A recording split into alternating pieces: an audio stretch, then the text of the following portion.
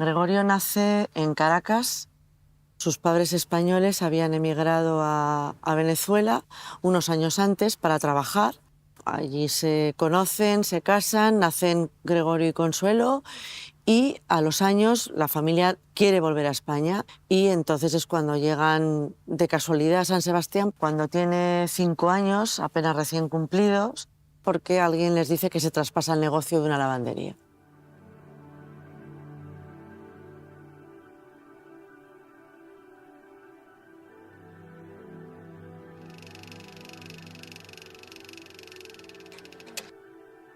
Fue un bonito verano de 1981 en San Sebastián, tardes de playa y de bares y de fiestas. Yo recuerdo perfectamente dónde y cuándo conocí a Goyo. Nos presentó un amigo común. Él tenía 23 y yo tenía 18. Él acababa de terminar periodismo en la Universidad de Pamplona. Todavía ni siquiera había empezado a trabajar. Yo me iba a estudiar a Zaragoza, filología. Recuerdo hasta la camisa que llevaba puesta ese día, porque me enamoré en ese instante, en el instante en que le conocí. Aún no habíamos empezado a salir y cuando yo llamaba para decir que voy el sábado, yo bajaba del tren y Gregorio me estaba esperando con un ramo de flores. Este era Goyo, ¿no? Este era Goyo entonces, a esas edades que yo decía, qué barbaridad, ¿no? Qué barbaridad. Fue un novio fantástico. Pero estoy convencido que todas aquellas personas que viven enamorados eternamente, porque yo creo en la eternidad, esas personas saben perfectamente lo que es el amor. Y cuando llegaba mi novio los fines de semana, con botellas de vino, de cava, de jamón, era la fiesta. ¡Que viene Goyo, que viene Goyo! Era la gran fiesta. Que viene Goyo para pasárnoslo bien y para discutir. Porque mi novio ya era un facha. Mi novio era un facha. Muchos amigos, la verdad, ¿qué sales con ese?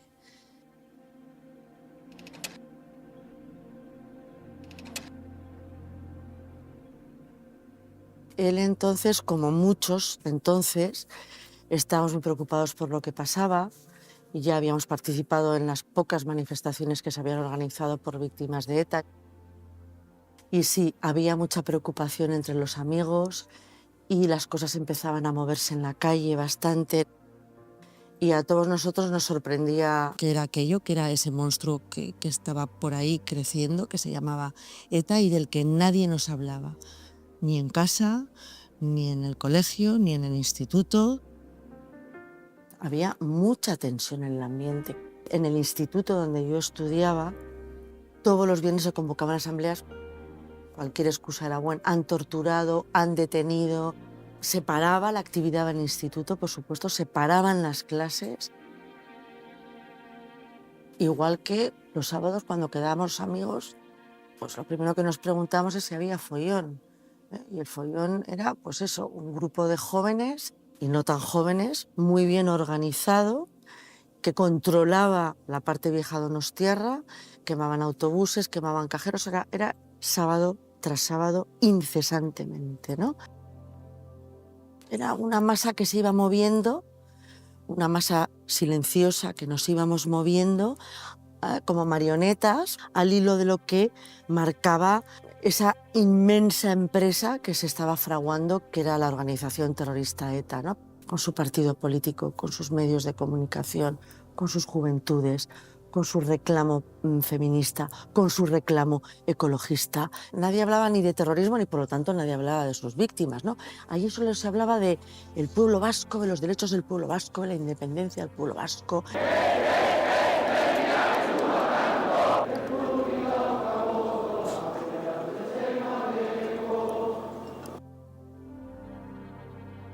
Yo recibo llamadas de teléfono puntualmente todos los días a las 3 de la tarde para decirme te quiero. Y en una de esas llamadas me dice, voy a trabajar para Alianza Popular y me han ofrecido ser el tesorero. Y yo, ostras, Goyo, Alianza Popular y tal, un momento, tú verás lo que haces. La siguiente llamada es, voy a encabezar la lista de Alianza Popular para las elecciones municipales. Se me cayó el teléfono al suelo. ¿Qué? La lista del Partido Popular por Guipúzcoa estará encabezada por Gregorio Ordóñez. Según Ordóñez, la meta del PP es lograr 2 escaños en este territorio y ha añadido que no es ninguna quimera sino una auténtica realidad.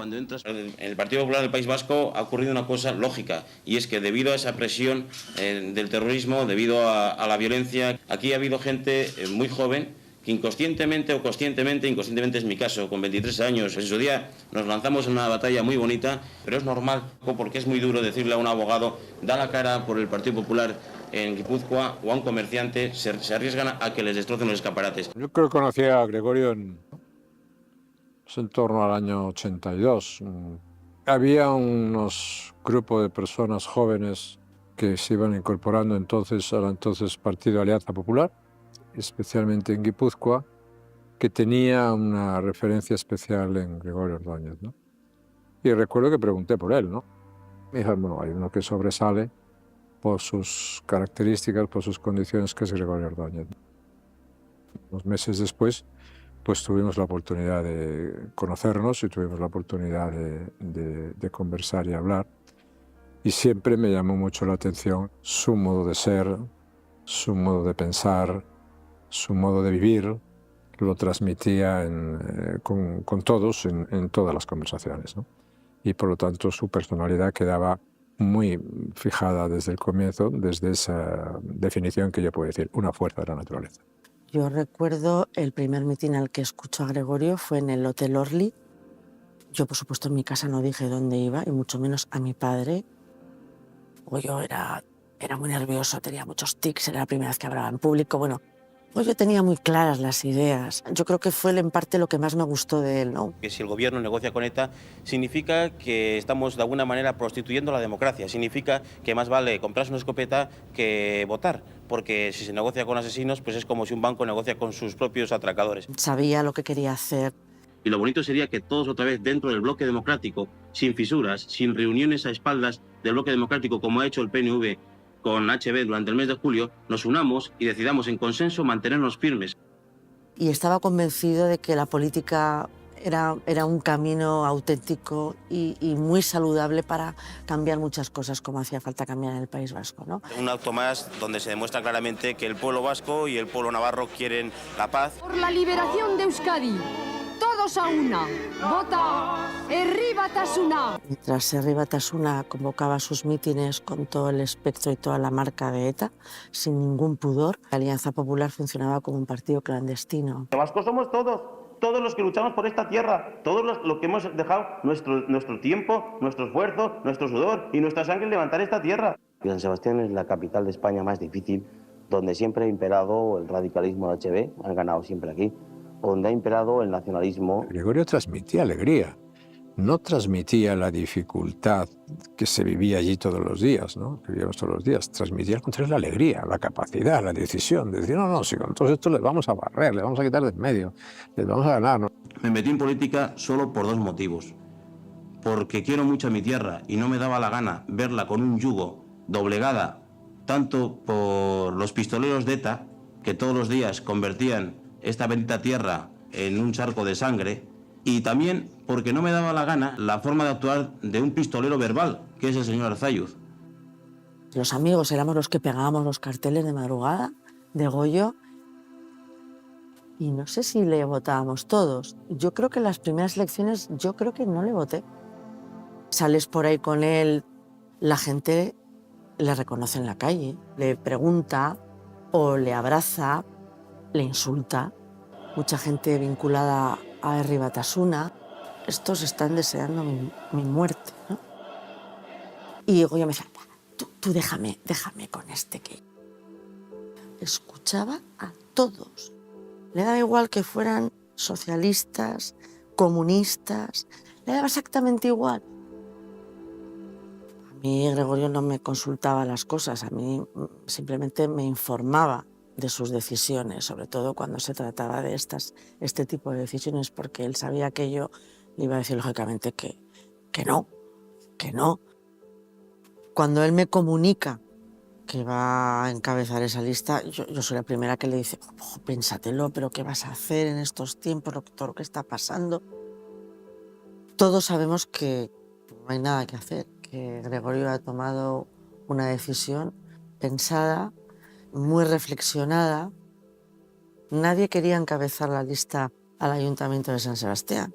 Si Gregorio encabeza esa lista es porque es el único que dice, lo hago yo. Nos va a costar mucho todavía llegar a ello, va a haber momentos difíciles y ETA desgraciadamente va a seguir matando. Pero está claro que la presión policial, los éxitos policiales y el rechazo de la gente en la calle es la gran fuerza para que la paz sea posible. Los criminales de ETA han llenado de sangre nuestras calles y pienso que tenemos que poner todos los medios que tengamos, todos, desde el primero hasta el último ciudadano, que puedo ser yo, para que de una vez por todas se erradique esta barbarie. Cuando Gregorio toma esa decisión, lo hace asumiendo todas las consecuencias que conlleva, es decir, incluida la de su propio asesinato.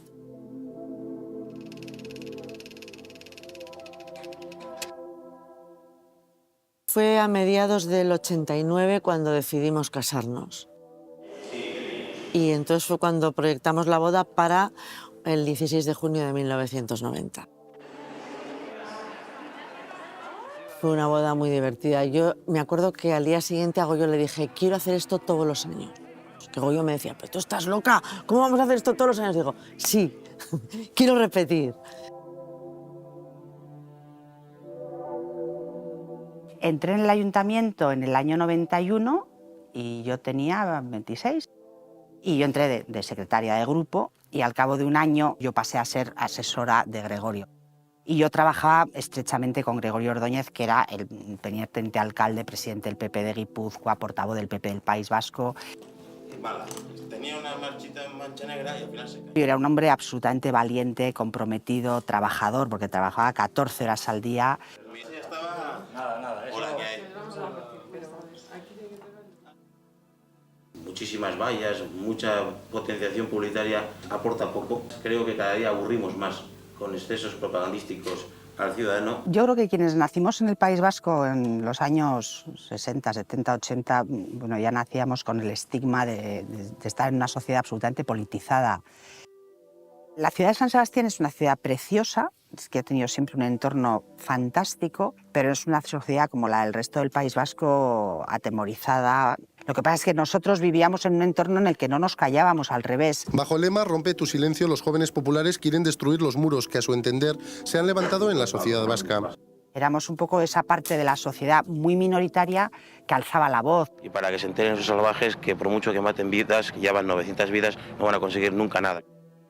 Cuando mataban a alguien, que era muy habitual, porque es la segunda ciudad de España donde más gente ha matado ETA, tú ibas a comprar el periódico y nadie comentaba nada, en los bares no se decía nada, todo esto se hablaba en las familias y según en cuáles, porque no en todas.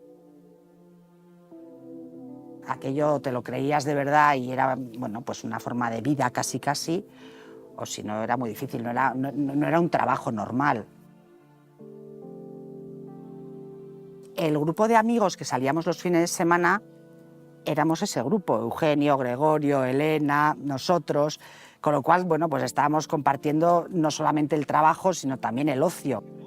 Lo que hace falta es entrar en ese contacto popular con la gente de la calle, conocer sus problemas, sus preocupaciones. Y por el despacho pasó, bueno, pues no te digo los 180.000 ciudadanos de San Sebastián, pero casi, porque todo el mundo quería estar con Gregorio. Venía de ser el concejal de turismo, entonces conocía a todo el mundo y verdaderamente teníamos una actividad desmedida. Yo a veces cojo las agendas de aquella época y empezábamos a dar cita a las 7:30 de la mañana. Y eran las 9 de la noche y seguía habiendo gente esperando a que se les recibiera. Y había gente que le esperaba por el camino y le cogía pues, para plantearle sus problemas, sus historias, sus cosas. Pero él era mucho más importante que las siglas, o sea, y él era consciente de que el valor del PP en Guipúzcoa era él, que el incremento en votos del Partido Popular era, vamos, una cosa muy extraordinaria. ¿Ya? Gregorio Ordóñez es un hombre exultante de satisfacción, tiene motivos, pero habría que preguntar, con la mano en el corazón, ¿usted esperaba un resultado como este hace unas horas tan solo? Si soy muy sincero, tengo que reconocer que los donostiarras se han portado magníficamente. Yo no esperaba conseguir tener 5 concejales, conseguir igualar a HB y al PSOE y decir a toda España que aquí las cosas han cambiado.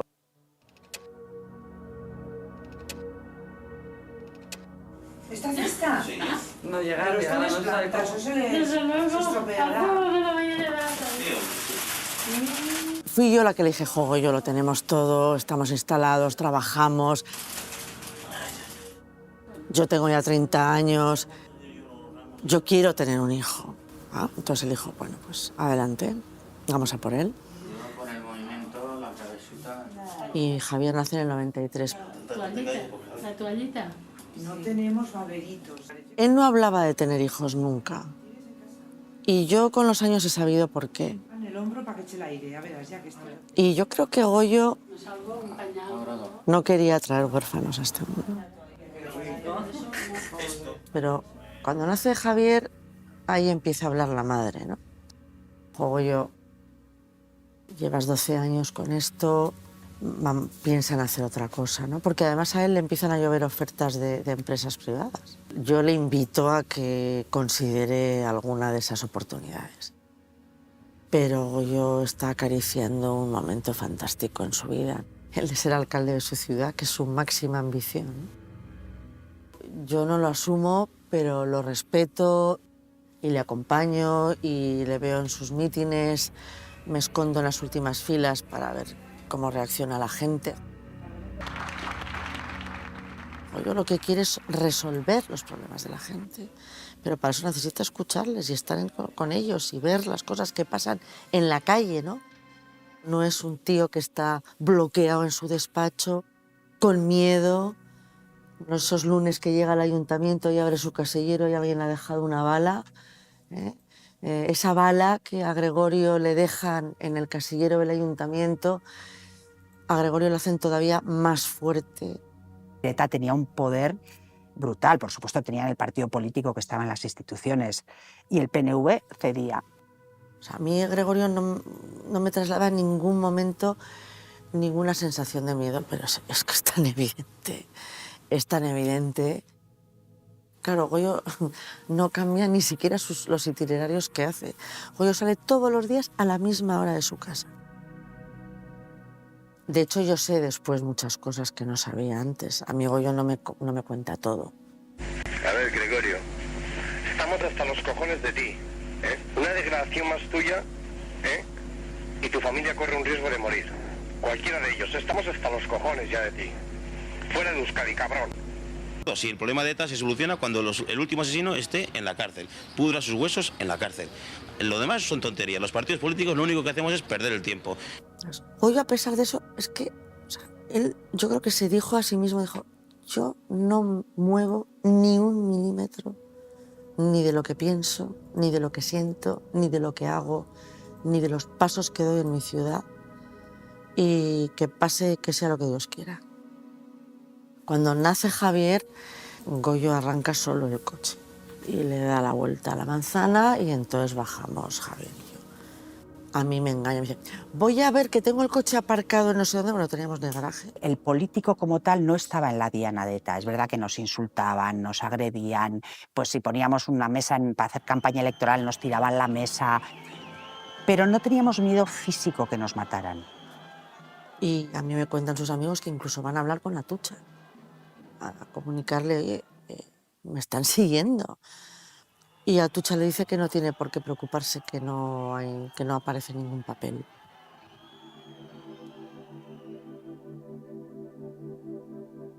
Pero ahí ya estábamos preocupados todos.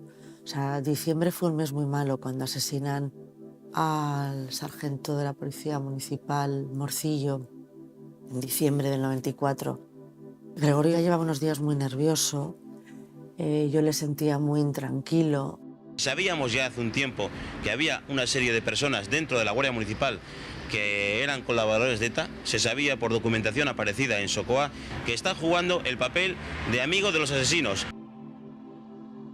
Son dos presuntos colaboradores con ETA, pero si se confirma su colaboración con ETA, va a ser un duro golpe. Es como tener al enemigo dentro de casa. Me duele porque la Guardia Municipal de San Sebastián es un cuerpo especialmente volcado con los ciudadanos, con la seguridad y contra ETA. Ya no era él, ya no era su alegría. Nunca le había visto así. Él lo sabía, él sabía que ese disparo por la espalda iba a llegar. que era inminente. Pero no hay nadie que tenga derecho a llevarse la vida humana. La vida humana es sagrada. El 19 de enero del año 95 es la víspera de San Sebastián y Gregorio había conseguido que José María Aznar, que ya era el candidato, viniera a celebrar la víspera de San Sebastián a San Sebastián. Claro, Aznar también sabía que Gregorio no era cualquier candidato a la alcaldía. Recuerdo una junta directiva del partido en la cual Gregorio dijo: yo no quiero que vaya nadie por ahí, el único que quiero que vaya es el presidente. Y yo dije: pues no te preocupes que voy con mucho gusto. Y estuve con él, estuvimos paseando por San Sebastián, me contó sus inquietudes sobre lo que quería por San Sebastián. Estuvimos en la Asociación de Empresarios de San Sebastián, estuvimos almorzando juntos. Y yo vi un hombre pues absolutamente entregado, ¿no? Gregorio era un donostiarra total, ¿no? Es decir, él amaba a su ciudad, sufría con las circunstancias que estaban viviendo en el País Vasco y estaba viviendo en San Sebastián entonces. Me dijo: estoy en unas investigaciones complicadas, difíciles, pero tengo conocimiento de algunas cosas en relación con el Ayuntamiento de San Sebastián. Evidentemente mi tarea era decir: bueno, ten cuidado, sé prudente, y en cualquier cosa que puedas necesitar, evidentemente, inmediatamente avísanos, ¿no? Hicimos la presentación de la candidatura. Buenas tardes a todos. Ya habló Gregorio, hablé yo. Había una gran ilusión porque podíamos aspirar a ganar el Ayuntamiento de San Sebastián, a ser los más votados en el Ayuntamiento de San Sebastián.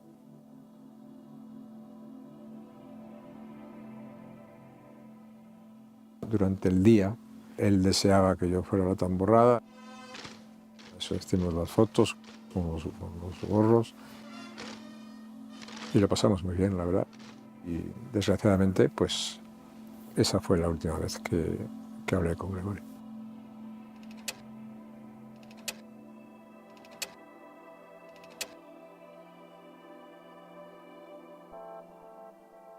Bueno, el 23 de enero era un lunes y no teníamos en principio previsto ir a comer. Gregorio era teniente alcalde de urbanismo y entonces había en un barrio periférico de San Sebastián un gazteleku, que es un sitio de jóvenes. Tocaban música y había un problemón enorme con los vecinos. Y la presidenta de ese gazteleku era una chica, era punky de cresta y de zapato con puntera de metal. Y Gregorio llevaba varios meses intentando que los vecinos y que los jóvenes se pusieran de acuerdo, se consiguió insonorizar el local y la verdad es que, bueno, pues ahí se hizo la paz. Y entonces esta chica, para agradecerle a Gregorio lo bien que se había portado, y porque claro, ella también descubrió un Gregorio Ordóñez del PP, no como ella creía que era, sino la persona humana que trabajaba, que se esforzaba y que le daba igual que tú fueras punky y con puntera de metal, si él creía que había que hacer las cosas, se hacían. Y nos quería invitar a tomar unos pinchos a la parte vieja.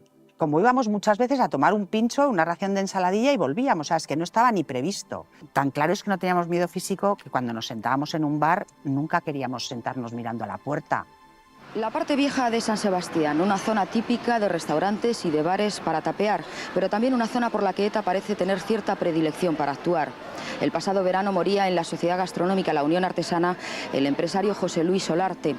Hace 2 años caía abatido a tiros el también empresario José Luis Santamaría en la Sociedad Gaztelup. Estábamos comiendo en la parte vieja, en el bar La Cepa, al que íbamos muy a menudo. Por lo visto, Valentín Lasarte nos vio, porque claro, yo creo que estaban vigilando a Gregorio desde hacía tiempo, y avisó a Chapote. Y en un momento determinado, bueno, pues yo veo que alguien ha puesto una pistola en la nuca de Gregorio y pienso, vaya broma macabra. Vamos, en ese espacio tan breve de tiempo, no pensé que aquello era verdad. Gregorio se cae y yo me voy corriendo detrás del tipo. Y él, al salir de La Cepa, se resbala y se cae. Y yo en ese momento me doy cuenta de que a dónde voy. No recuerdo haber oído el disparo. No soy capaz de recordar nada más que la cara de Gregorio, que se descompuso al recibir el disparo, claro. Entonces, bueno, pues racionalicé y ya en ese momento lo más importante, nuestra única obsesión era hablar con Ana Iribar. Eran las 3:15, 3:30 de la tarde de un lunes lluvioso de enero. Fíjate si era una muerte anunciada, que cuando yo estoy en mi casa el 23 de enero, me llama Consuelo y me dice, algo ha pasado, te ha llamado Goyo. Escuché el parte de las 4 en Radio Nacional que decía, atentaba en el bar La Cepa de San Sebastián. Cayó abatido de un solo tiro en un restaurante de la parte vieja. Y apagué inmediatamente la radio y tuve que...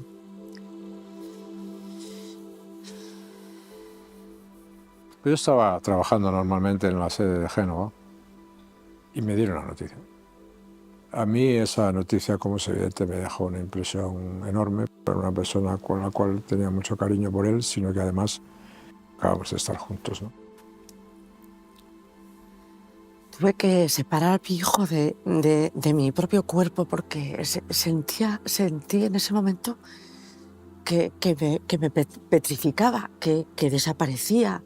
No sé, que el mundo se paraba. Me asomé incluso a la ventana pensando que se habían detenido los autobuses, que no habría gente en la calle, que incluso se había oscurecido el sol, que la tierra se había detenido, ¿no? Y en ese momento llamaron a mi puerta y estaban allí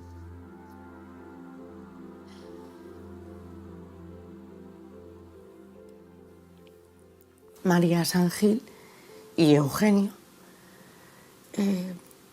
destrozados. Y vives como en una nube de incredulidad, dices, no puede ser, o sea, no ha pasado, pero ha pasado porque me acuerdo perfectamente lo que he vivido hace media hora, una hora, hora y media. Yo le pido a mi hermana que se lleve a mi hijo, hay que elegir la ropa de Gregorio. Hay un momento en el que estoy diciéndome, no, esto es mentira, esto es mentira, esto no puede ser, no puede ser.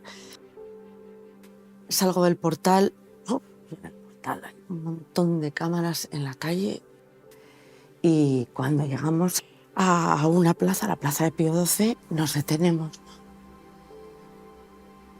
Y entonces veo pasar un coche fúnebre y claro, digo, pues va a ser esto, va a ser verdad. Y recuerdo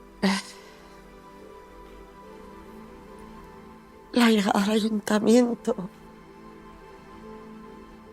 a ese fantástico ayuntamiento.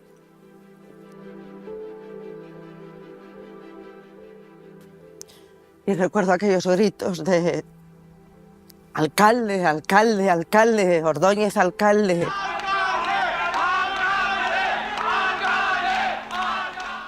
Aquello era un mar de desesperación y de dolor.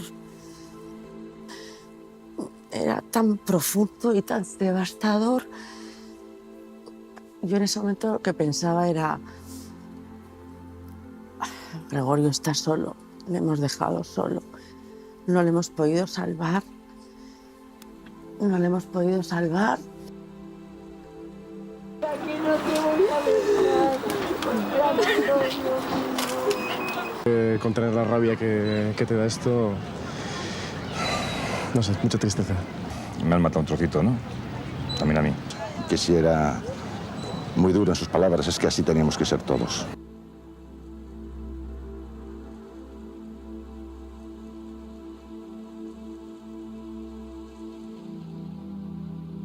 Pues yo también quiero irme con él, ¿no? También quiero irme con él. No quiero dejarle solo en este momento.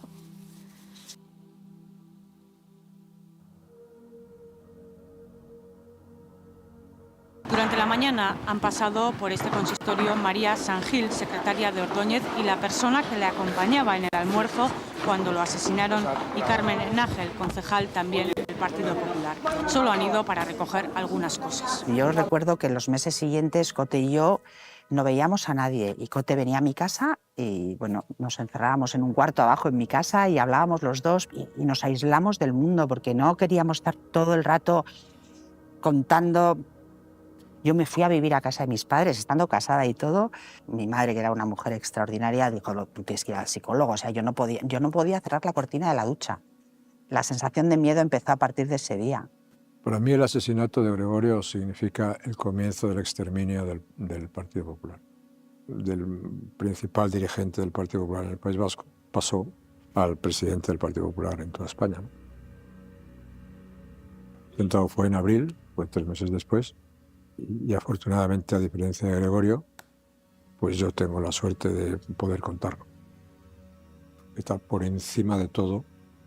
Quería que el Partido Popular no llegase al poder. Sabía que una victoria del Partido Popular iba a causar muchos problemas desde el punto de vista de la organización terrorista y de su mundo, ¿no? Y es verdad que las encuestas daban que probablemente él hubiera tenido, vamos, hubiera ganado las elecciones y hubiera podido ser el alcalde de San Sebastián. Entro en las tiendas de mi barrio, ¿no?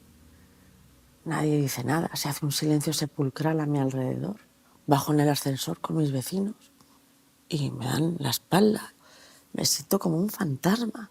Y pensaba, ¿no? Pensaba, digo, si yo me siento como un fantasma, yo que soy Ana, la que vive en el Sexto, ¿cómo se sentirán las viudas de los guardias civiles, de los policías nacionales, de los militares, a las que les han entregado el cadáver de su marido envuelto en la bandera de España y los han mandado para su pueblo?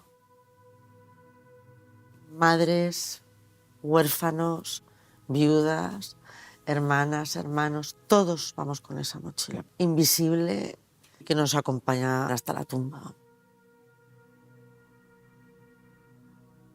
Yo tenía un bebé de 1 año y 2 meses en mi casa, ¿no? Un bebé que tiraba de mí y me decía, hay que comer, hay que ir a trabajar, hay que jugar, hay que reír, hay que bajar al parque. Tenía que darle la vuelta, ¿no?, a ese odio, a esa rabia que llevas dentro, ¿no? Y que hasta que no hiciera ese ejercicio yo no podía mirar a mi hijo. Yo realmente preguntaba sobre mi padre, ¿no? Y llegó un día pues, que reunió la fuerza para contarme lo que realmente había pasado y bueno, pues yo reaccioné pues, un poco con rabia y con sensaciones un poco violentas, pero como cabe esperar de cualquier niño pequeño. Con solo 4 años me va a preguntar un día mientras desayuna en la cocina antes de ir al colegio, mamá, ¿cómo ha muerto mi padre? Le estoy viendo con el chalequito marrón comiéndose las galletas del Colacao, claro. Y a mi hijo le cuento, papá estaba comiendo en un restaurante cuando entra un individuo y dispara contra él y lo mata y muere en el acto. Peor es la siguiente pregunta. ¿Quién ha matado a mi padre? La siguiente pregunta es ¿dónde está el que ha matado a mi padre?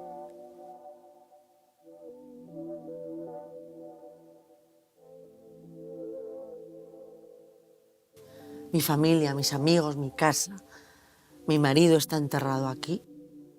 Pero hay un momento en el que se me encienden las alarmas y digo, uff, mi hijo va a nacer huérfano de padre, apellidándose Ordóñez, señalado para bien y para mal. Y dije, fuera de aquí.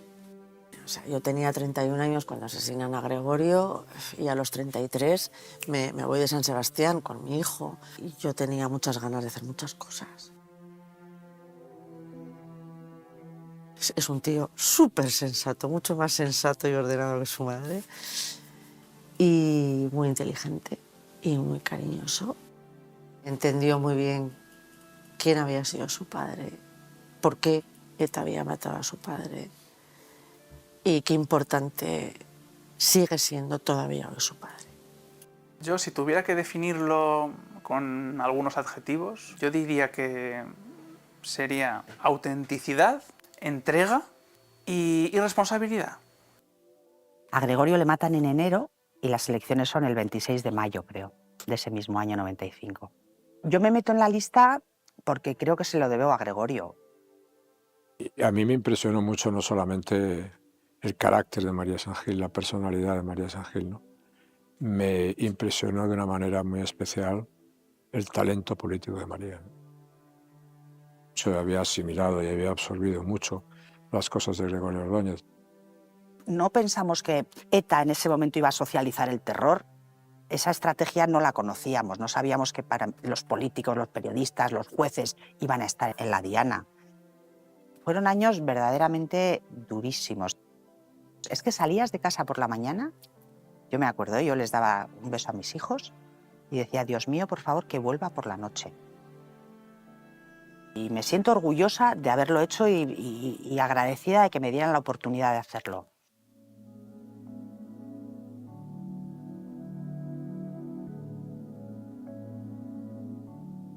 Yo recuerdo que pensaba, esto no se puede terminar aquí. Esto no puede acabar aquí. No pensaba otra cosa. No me pertenecía a mí. No era mi marido, el padre de mi hijo, que sí, que también. Pero era algo más. Era mucho más, ¿no? Es que Gregorio representa unos principios y unos valores. Representa una historia, representa un momento de la historia muy importante que ha compartido con mucha gente. Y sigue vivo. Porque lo que viene a la política en estos momentos es la pérdida de personas de valía que no se incorporan por el desprestigio que estamos viviendo. Tenemos que hacer un esfuerzo y desde luego desde el Partido Popular en Guipúzcoa así lo entendemos para volver a prestigiar a la política porque desgraciadamente la gente piensa en muchas ocasiones y con razón que somos un grupo de personas dados al espectáculo, a la risa, a salir en las fotos pero a no trabajar. Nos enseñó una forma de hacer política muy al servicio del ciudadano. Nada que ver con lo que vemos en estos días. Con Gregorio muchos aprendimos a perder el miedo. Yo quiero creer que la política actual no sería como es si hubiera habido más gente como mi padre, precisamente. O sea, yo creo que precisamente la política actual es como es porque faltan personas como mi padre. Si nosotros queremos tener un futuro de libertad, de prosperidad, de seguridad en el País Vasco, podemos hacer muchas cosas menos una, que es olvidar justamente esa historia. A los jóvenes yo les cuento que la democracia es algo muy frágil, que no es algo que nos viene impuesto, que se han inventado unos señores, que es como el amor, como la amistad, algo que tenemos que regar y que construir entre todos nosotros. Que sin democracia, es decir, sin justicia, sin libertad, sin respeto, no hay sociedad, no hay comunidad. Os animo a que leáis El valor de elegir. Fernando Savater nos pide una cosa muy importante. Fernando nos dice, lo propio de los humanos es de vez en cuando ser agentes de acontecimientos, dar origen voluntario a lo que no ocurriría si no hubiésemos querido que sucediese. Es decir, ser sujetos protagonistas de actos intencionados. Gregorio fue eso, fue un agente de cambio, fue un motor de cambio y de transformación en la sociedad vasca. Estoy aquí para pediros que lo seáis vosotros también, que seáis agentes de cambio, que seáis rebeldes, con causa, y que busquéis siempre la verdad. Está muy escondida, pero se da con ella. Ay, espera, hay una alumna que ha levantado, perdona, Que si estuviese aquí, Gregorio, ¿qué le dirías? Muchas gracias. Pues, ¿qué le diría yo a Goyo? Pues le diría que te quiero, porque le sigo queriendo. Eso es lo que le diría a Goyo. Y que lo que él vería es que tiene un hijo maravilloso y que, bueno, que seguimos recordándole con mucho cariño todos los días de nuestra vida. Y así será siempre.